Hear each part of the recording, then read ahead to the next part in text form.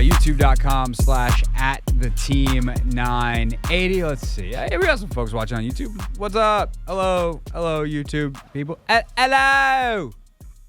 Good day to you.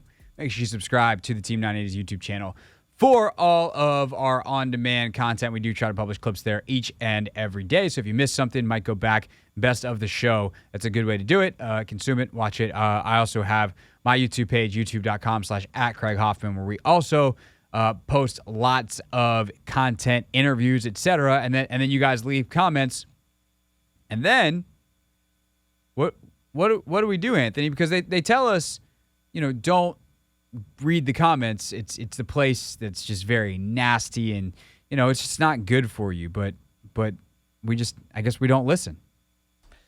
We don't, Craig, and I think we do a little something like we read those comments, baby. Yeah. Yeah, I think you nailed it. I think you did. I think you crushed it this week. Thank you. We had the Price is Right kind of reading a couple weeks ago. Yeah. And I think this is probably a good one. Tell you what, let's do this. Let's go through some of the Team 980 comments first, and then I'll go through some of mine as well. So, talking about C.J. Stroud, what are NFL coaches really saying about C.J. Stroud and Anthony Richardson? That is what we had or kind of discussed with Bruce Feldman from The Athletic, their college football national insider. And someone commented about Stroud wasn't hitting his receivers in the shoelaces. His ball placement is elite. It's easy to be elite when you throw to open guys all the time because they're so much better than everyone they're playing against. And by the way, you're also throwing from clean pockets. So if I were to tell you, hey, you've got to stand 10 yards from me and throw me a football and hit me in the chest, if you just do that on repeat, that's very different in terms of elite ball placement than, hey, I'm going to stand 10 yards away from you. You have to throw the ball to me and hit me right here in the hands, but Anthony's going to tackle you every time. Let's see if your accuracy is as good. Well, now you have to do that same thing. Anthony's going to try to tackle you every time, and Danny's going to run down the hall and from Grant and Danny's studio, and he's going to try to bat the ball down. Like, we're talking about different tasks here, and the NFL is the latter one, right? Clearly, Danny Rouillet is playing defensive back in the NFL. No, he's definitely not.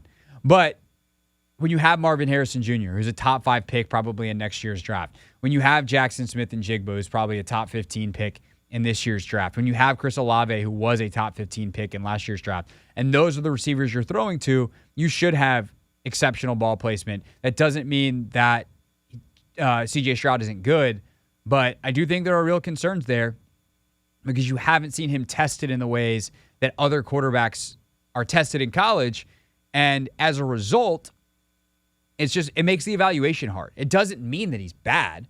It just means that it's really hard to tell how good he actually is because he's put up these monster numbers and played really well in a set of circumstances that much lesser players that are, for instance, to use the example Bruce used, Bruce was taking from one of the coaches that he interviewed for his piece, like Aiden O'Connell out of Purdue, who's a later round pick in this draft, probably also throws 40 touchdowns for Ohio State last year.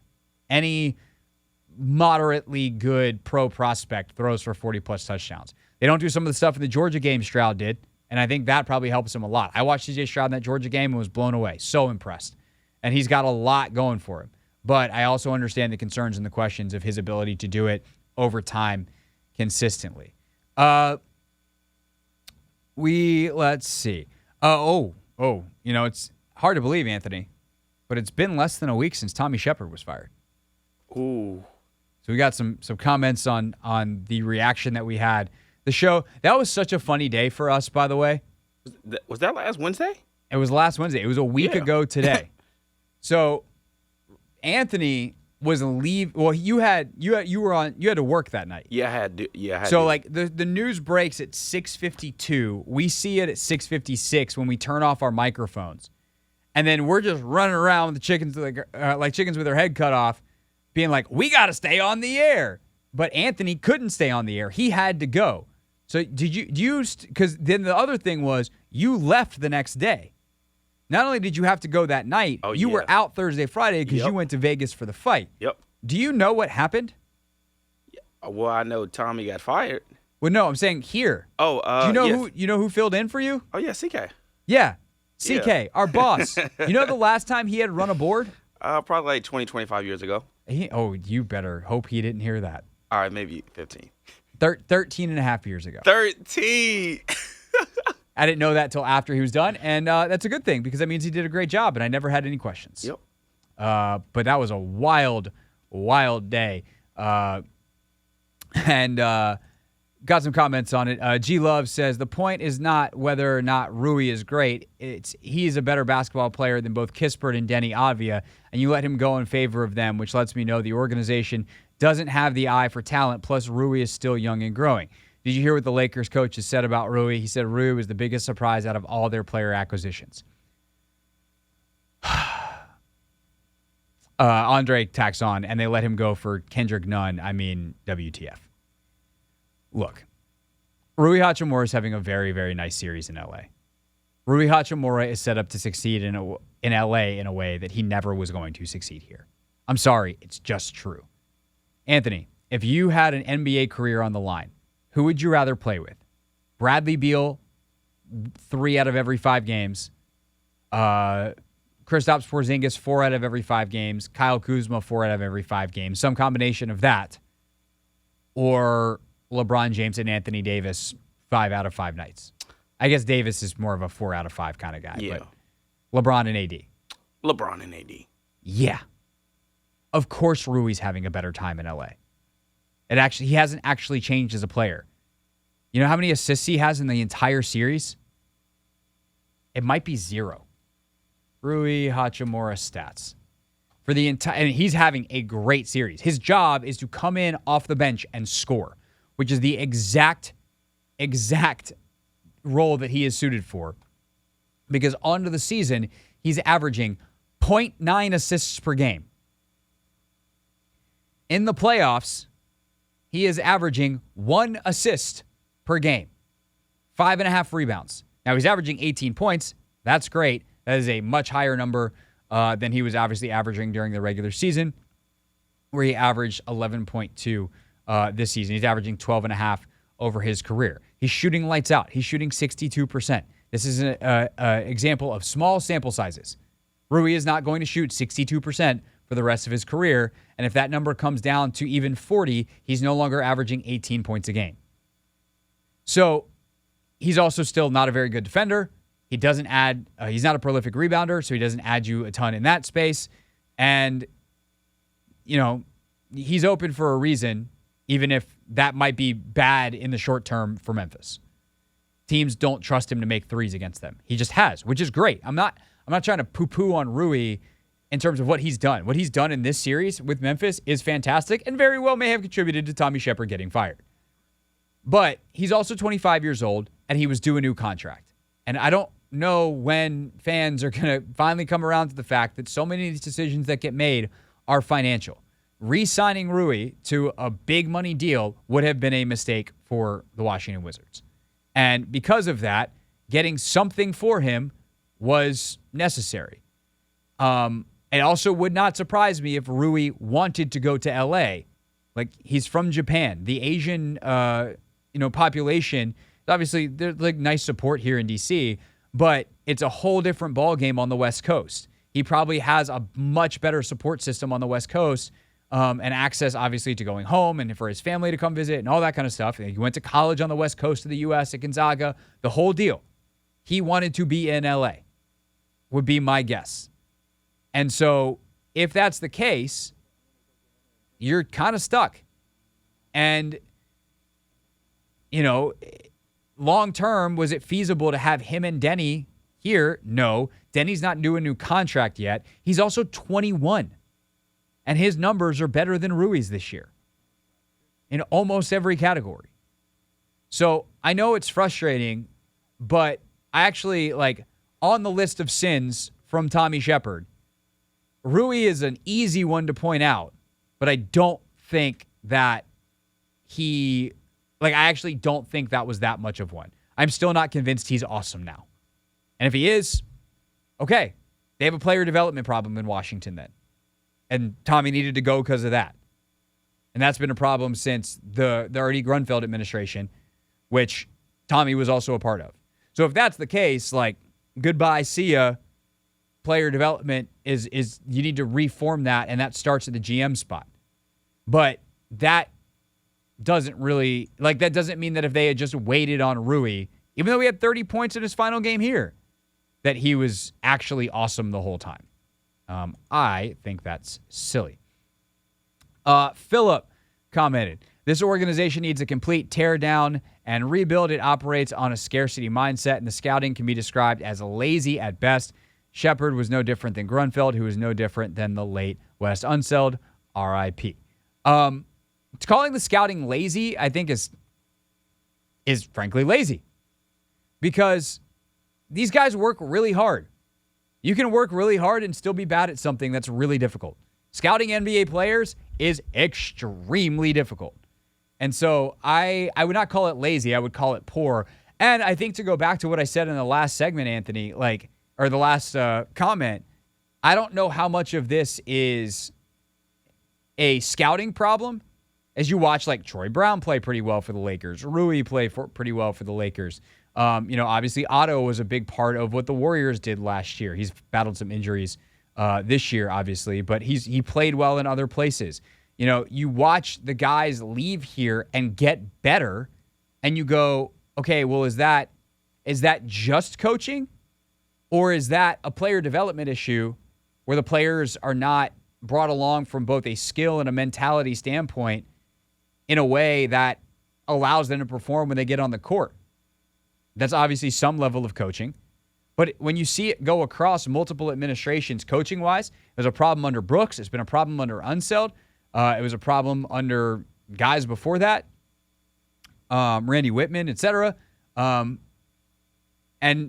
you see it across, multiple GMs now.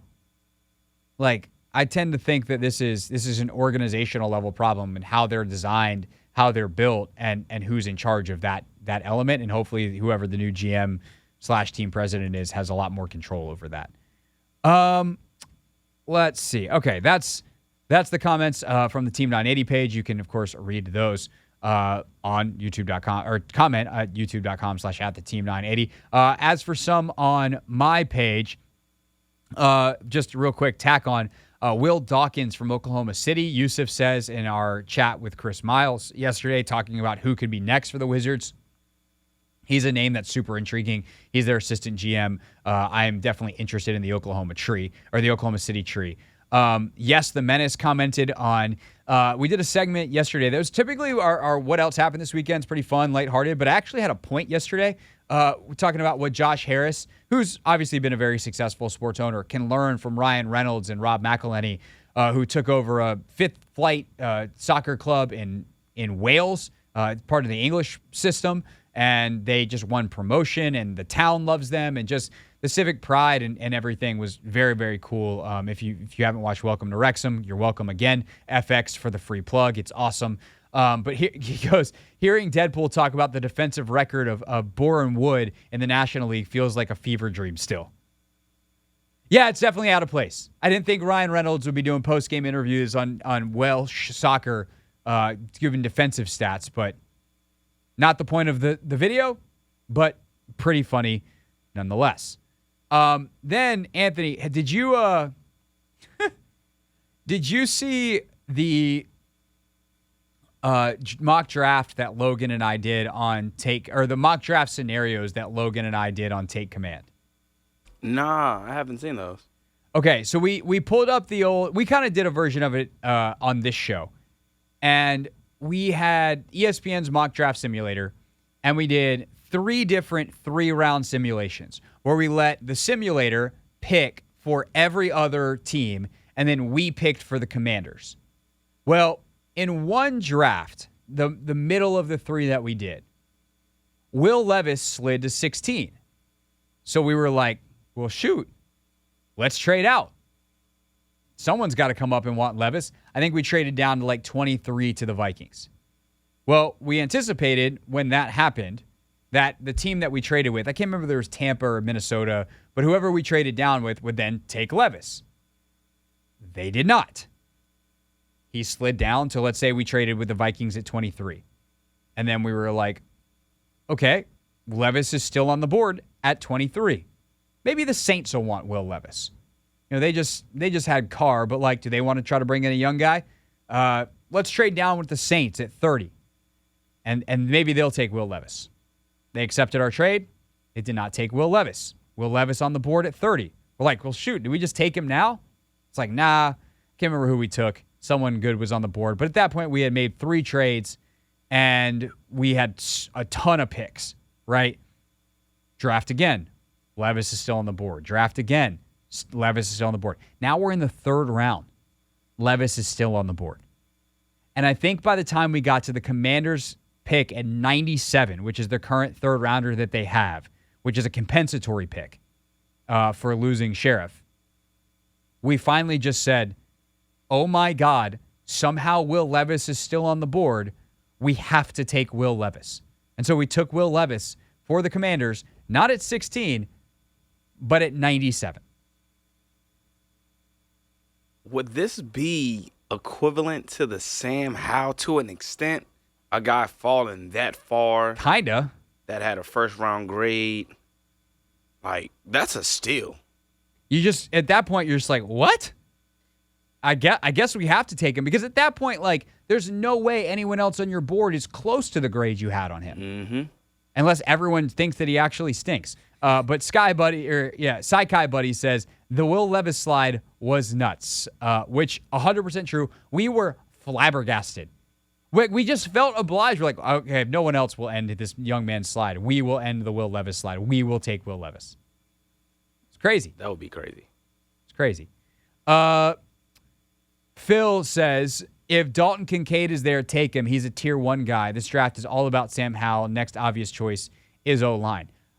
I'll say this one more time before the draft, or I don't know, maybe I'll wind up saying it tomorrow, but I hate the idea of taking tight end in the 1st round for 2 reasons. One, what you're ultimately looking for in tight ends is traits, and while Dalton Kincaid's got a lot of great ones, so do the 4 guys that the Commanders have. Logan Thomas is big, strong, and fast. Cole Turner is enormous and fast. Curtis Hodges, enormous.